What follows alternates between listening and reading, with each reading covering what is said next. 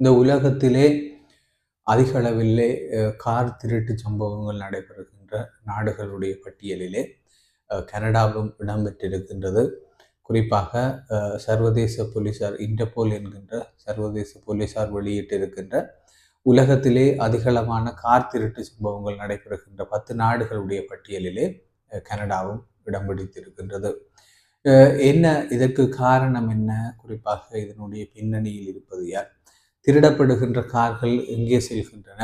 குறிப்பாக பின்தங்கிய நாடுகளுக்கு வெளிநாடுகளில் இருந்து வருகின்ற 2ஆம் தர வாகனங்கள் பெரும்பாலும் இந்த மாதிரி நாடுகளிலே திருடப்பட்ட வாகனங்களாக இருக்கக்கூடும் என்று சர்வதேச போலீசார் கணிப்பிடுகின்றார்கள்.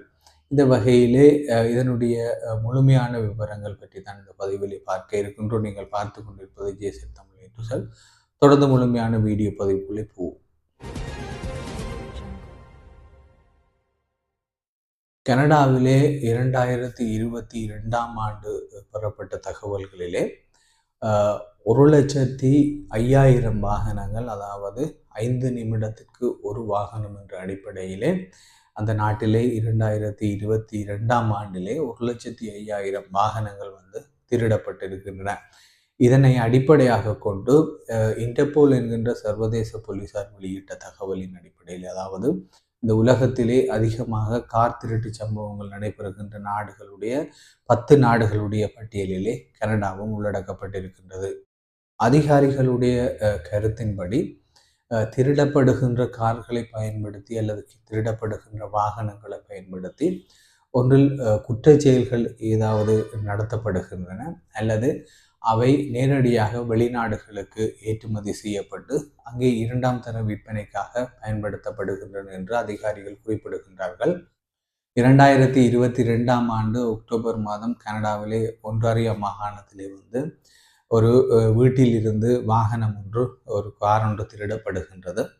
பின்னர் அந்த வாகனம் ஆப்பிரிக்க நாடான கானா என்ற நாட்டிலே அங்கே 2ஆம் தர வாகன விற்பனை நிலையத்திலே விற்பனைக்காக காட்சிப்படுத்தப்பட்டிருப்பதை இன்டர்போல் என்கின்ற சர்வதேச போலீசார் கண்டுபிடித்திருக்கின்றனர். அது மட்டுமல்லாமல் சுமார் 1,500 வாகனங்கள், அதாவது கனடாவிலே திருடப்பட்ட 1,500 வாகனங்கள் வெளிநாடுகளிலே, குறிப்பாக பல்வேறு நாடுகளிலே விற்பனைக்காக, அதாவது 2ஆம் தர வாகன விற்பனைக்காக வைக்கப்படுகின்ற அல்லது விற்பனை செய்யப்படுகின்ற நிலையங்களிலே அவை விற்பனைக்காக காட்சிப்படுத்தப்பட்டிருப்பதை இன்டர்போல் கண்டுபிடித்திருக்கின்றது.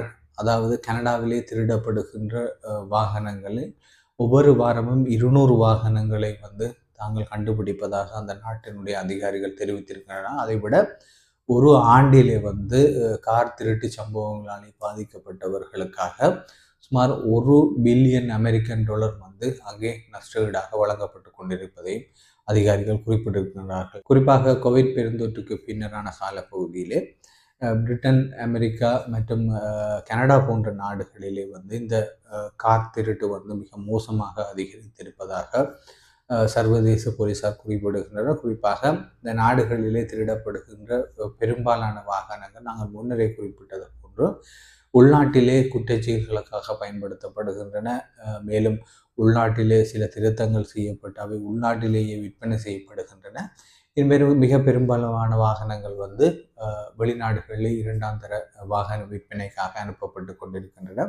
இந்த திருட்டு சம்பவங்கள் அதிகரிப்பை தொடர்ந்து கனடாவிலே குறிப்பாக மக்கள் தங்களுடைய வாகனங்களை பாதுகாப்பதற்காக அந்த வாகனத்தினுடைய இருப்பிடத்தை கண்டறிவதற்கான கருவிகளை பொருத்துதல் மற்றும் வாகன தரிப்பிடங்களிலே காவலாளிகளை நியமனம் செய்தல் போன்ற பல்வேறு பாதுகாப்பு நடவடிக்கைகளை முன்னெடுத்திருக்கின்ற அதேவேளை கனடாவினுடைய காவல்துறையினரும் இந்த விடயத்திலே மிக தீவிரமான நடவடிக்கைகளை முன்னெடுத்திருப்பதாக கூறப்படுகின்றது.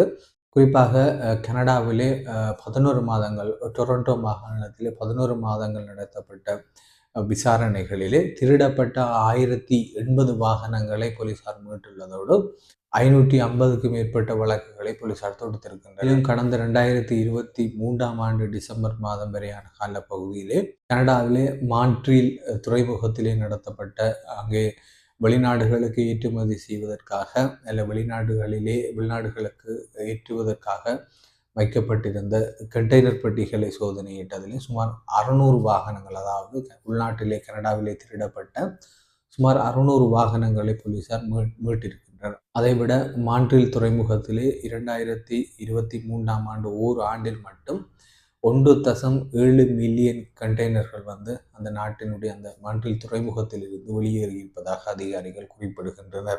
இந்த நிலைமையிலே சர்வதேச அளவிலே இந்த கார் திருட்டு என்பது கோவிட்டுக்கு பின்னரான காலப்பகுதியிலே வெறுமனே கனடாவில் மட்டுமல்லாமல் பிரிட்டன், அமெரிக்கா போன்ற நாடுகளிலும் மிக தீவிரமாக பரவி இருக்கின்ற சூழலிலே அங்கே தங்களுடைய வாகனங்களை பாதுகாப்பதிலே மக்கள் தீவிரமான ஒரு நிலைப்பாட்டை காட்டுவதாக சர்வதேச போலீசார் குறிப்பிடுகின்றனர். அதற்கு மேலதிகமாக தங்களுடைய மிக பெருமளவான மக்கள் தங்களுடைய சொகுசு வாகனங்களை விற்பனை செய்வதோடு தங்களுடைய அன்றாட தேவைக்கான 1-2 வாகனங்களை மட்டும் மிக பாதுகாப்பாக அவற்றுக்குரிய இடத்தை கண்டறியும் கருவிகள் மற்றும் பாதுகாப்பு ஊழியர்களை நியமனம் செய்து அதற்காக மிக பெருமளவிலே பணத்தை செலவிட்டு தங்களுடைய வாகனங்களை பாதுகாத்து வருவதாக குறிப்பிடப்படுகின்றது.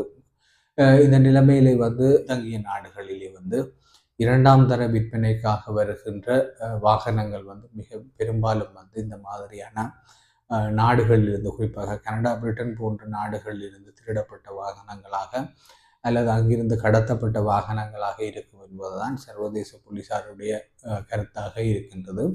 இதான் இன்றைய பதிவுடைய பிரதான உடைய. நாளை மேலும் ஒரு வீடியோ பதிவில் சந்திப்போம். நன்றி, வணக்கம்.